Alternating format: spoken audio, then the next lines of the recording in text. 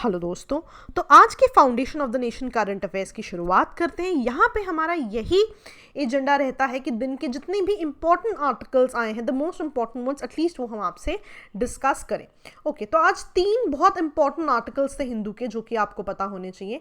सबसे पहले it talks about कि यूरोपियन यूनियन और चाइना के जो भी एसोसिएशंस हैं, क्या वो कोरोना से पहले के समय में और कोरोना के बाद के समय में डिफरेंट है, या फिर यूरोप डिपेंडिंग अपॉन कि चाइना अपना किस तरह से इन्फ्लुएंस बढ़ा रहा है, अपने जो एसोसिएशंस हैं उनको चाइना से बदलेगा। तो यूरोप के डायलेमा की बात है कि क्या यूरोप ऐसा करेगा या नहीं। And there is a whole article on it, हम काफ़ी डिटेल में डिस्कस करेंगे।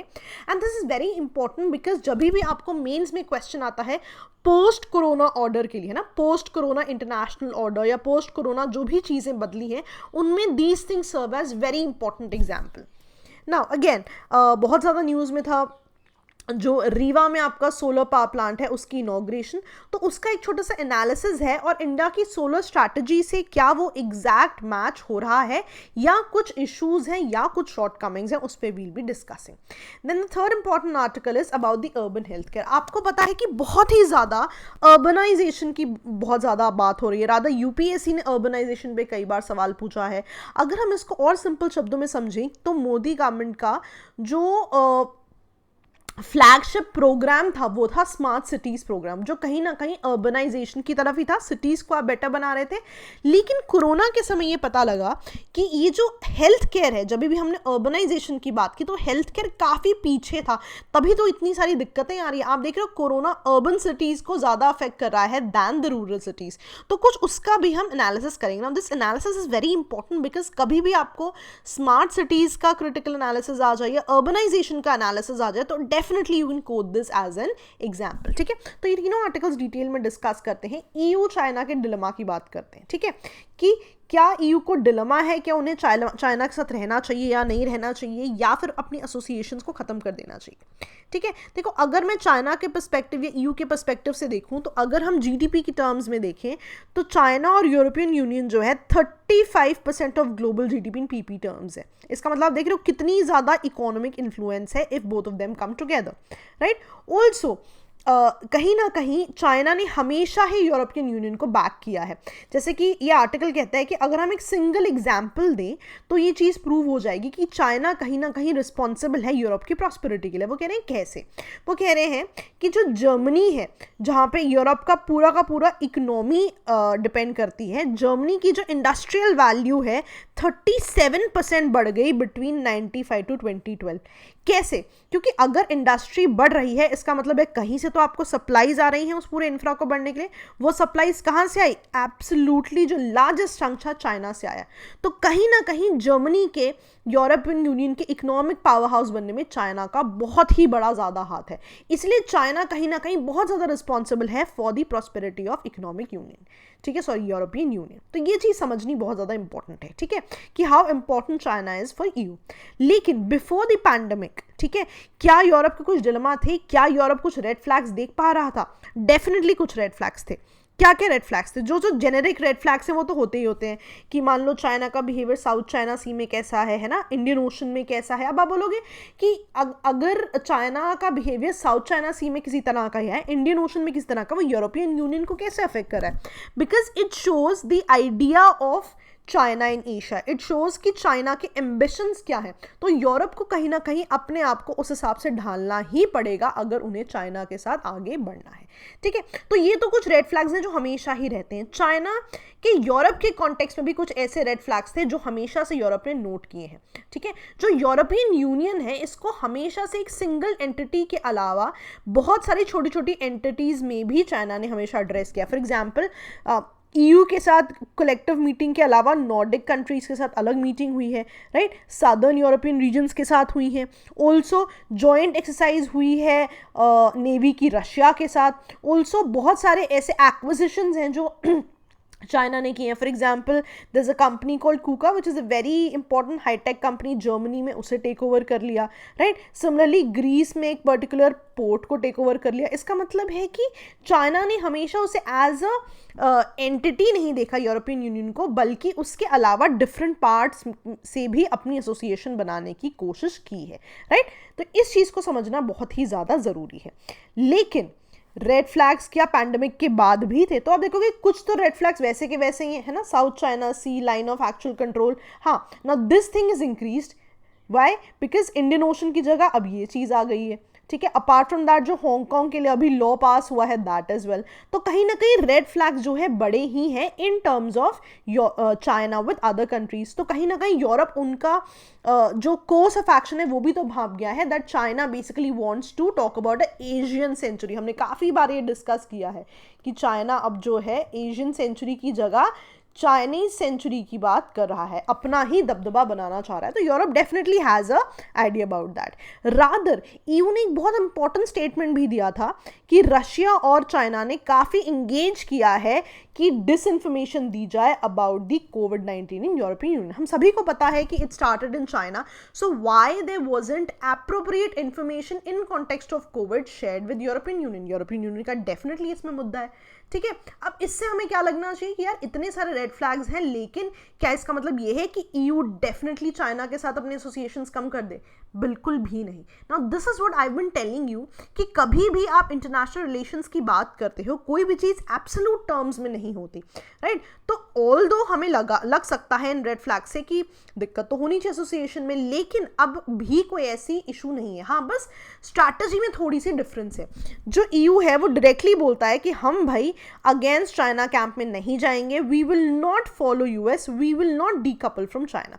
हाँ, लेकिन स्ट्रैटेजी में बहुत डिफरेंस है। कैसे? पहले यूरोप का फोकस क्या था चाइना के कॉन्टेक्स्ट में? मार्केट एक्सेस का, इंडस्ट्रियल सब्सिडीज, इंडस्ट्रीज, आईपीआर, है ना, सिक्योरिटी, इन सब का एजेंडा था।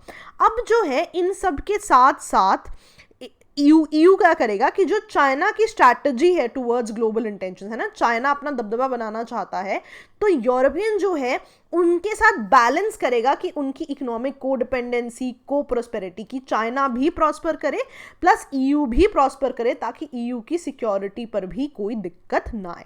तो this is how international relation work, कि आप अकेले काम नहीं करोगे, लेकिन आप को डिपेंडेंसी में काम करोगे, सो दैट दोनों पार्टीज को कहीं ना कहीं बेनिफिट हो। और रादर अगर आप देखो तो यूरोपियन कंपनी स्टिल कहते हैं कि चाइना बिगेस्ट पोटेंशियल मार्केट है with the kind of population they have, it will always be a biggest potential market। लेकिन हाँ, यूरोप इस बात का ध्यान रखेगा कि अब क्योंकि उन्हें लग रहा है कि चाइना कहीं ना कहीं चाइनीज सेंचुरी की तरफ जा रहा है, तो उनका जो क्लाइंट है या जो मार्केट है इकलौता चाइना नहीं रहेगा, रादर वो अपना मार्केट भी क्या करेंगे?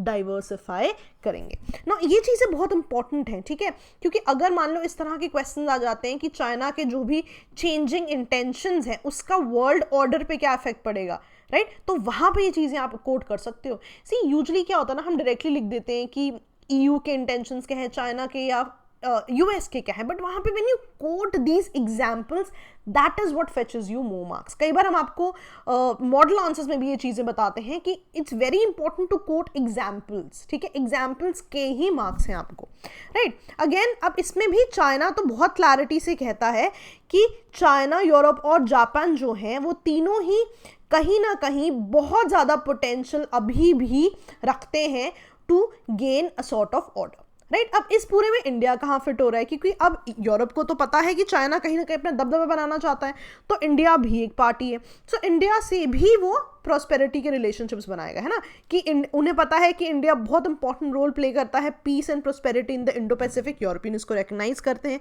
यूरोपियन उनसे टेक्नोलॉजी की टर्म्स है 5G, आर्टिफिशियल इंटेलिजेंस की तरफ काम कर सकते हैं, राइट। जो हमारा BTIA बहुत ही समय से पेंडिंग है, कहीं ना कहीं उस पर भी काम होगा। अगर आपने इंडिया और ईयू के रिलेशंस पढ़े हैं तो BTIA काफ़ी समय से पेंडिंग है, राइट। रादर कुछ दिक्कतें आ रही हैं इनमें, राइट, उनको हम रिजॉल्व करके कहीं ना कहीं आगे बढ़ सकते हैं। तो ये चीज़ें बहुत ज़्यादा इंपॉर्टेंट है। कभी भी अगर आपको ऐसा भी क्वेश्चन आ जाता है कि इंडिया कैसे राइज करेगा with the rising other powers like US and China, है ना, कुछ ऐसे, तो आप इन चीज़ों को कोट कर सकते हो। एवरी कंट्री समथिंग और the other as example can be quoted, that is very important, ठीक है जी। चलिए अब ये सोलर स्ट्रैटेजी की बात करते हैं। तो बहुत ज़्यादा न्यूज़ में था रीवा प्रोजेक्ट जो है आपका सोलर पावर प्रोजेक्ट, आज सुबह मैंने प्रीक्योर में भी डिस्कस किया है। तो एजेंडा क्या है ऐसे सोलर पावर प्लांट्स लगाने का? सिंपल सी बात है कि आप रिन्यूएबल एनर्जी बढ़ाना चाहते हो अपनी, है ना, आप रिलायंस जो है सोलर पावर पे बढ़ाना चाहते हो एनर्जी के लिए, और इवेंचुअली आप अपने आप को सेल्फ रिलायंट भी बनाना चाहते हो। आत्मनिर्भरता की तो बात हो ही रही है, राइट। लेकिन यहाँ पे इशू क्या है?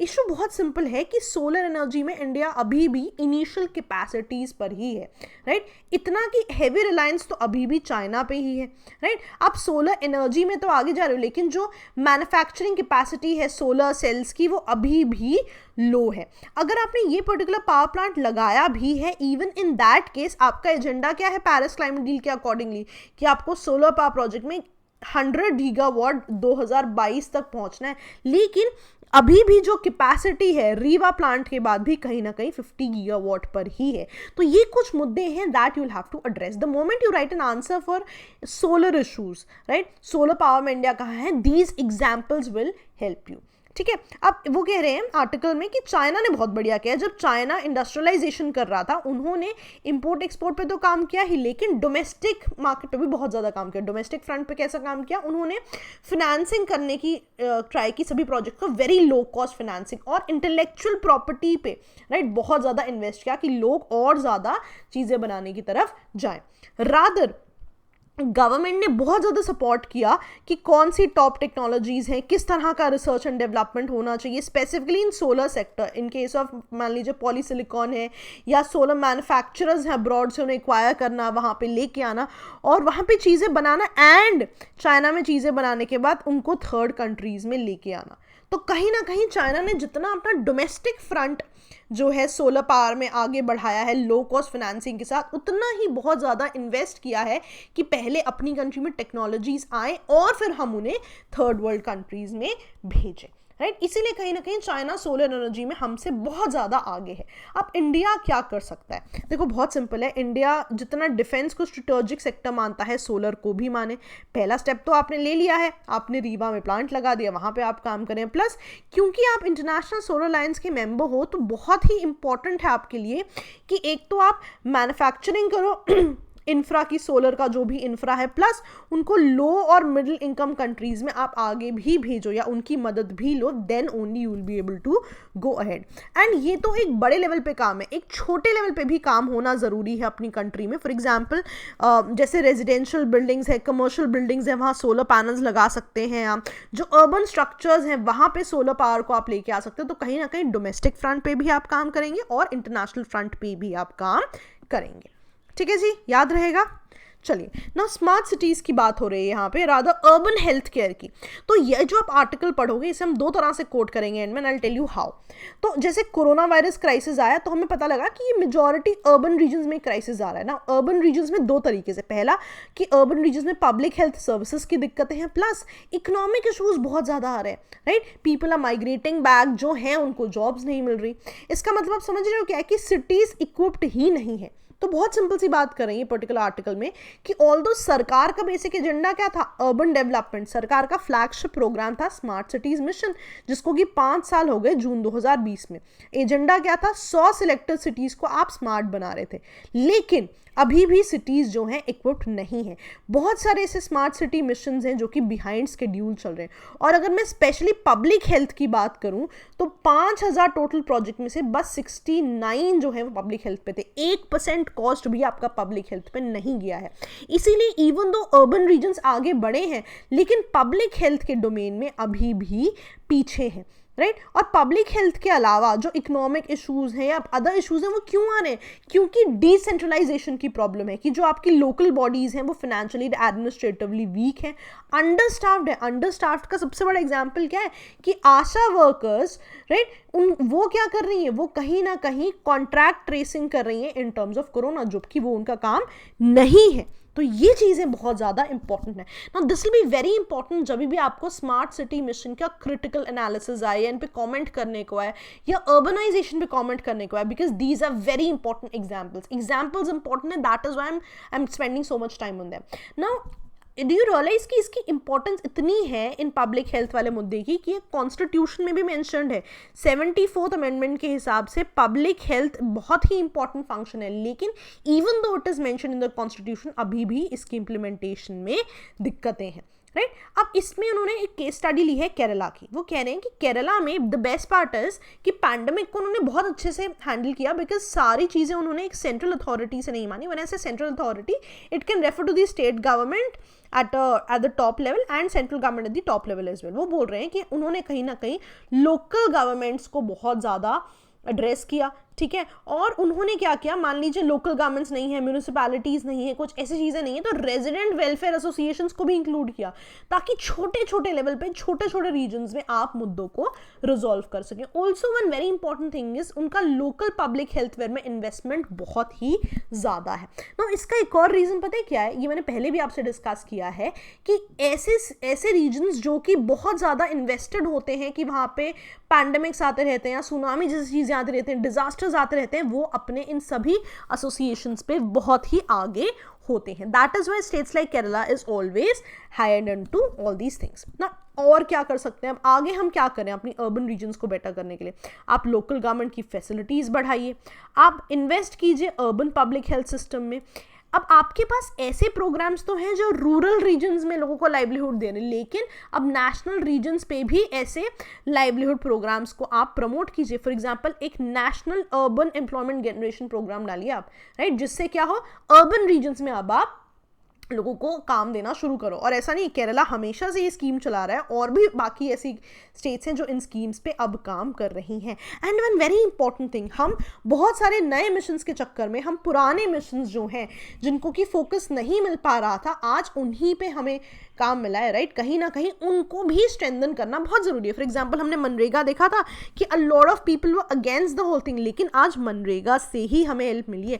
तो जितने भी पुराने मिशंस हैं उनको भी कहीं ना कहीं स्ट्रेंथन करना ज़रूरी है। For example national urban health mission and national urban livelihood mission, ठीक है जी। तो ये चीज़ बहुत ज़्यादा इंपॉर्टेंट है कि आप हमेशा कोट करो कि हमेशा ही न्यू इज़ ऑलवेज बेटर सही नहीं है। जो पुराने मिशंस हैं उनको भी कहीं ना कहीं अच्छे से इम्प्लीमेंट करना भी इक्वली इम्पॉर्टेंट हो जाता है, ठीक है जी। आज 3 बहुत इंपॉर्टेंट आर्टिकल्स थे, मेंस में बहुत डायरेक्ट क्वेश्चंस आते हैं, इन पे मेक श्योर आप इनको नोट करें एंड इवेंचुअली इनको कोट करें, ठीक है जी। चलिए देन, ओके दोस्तों, बाय बाय।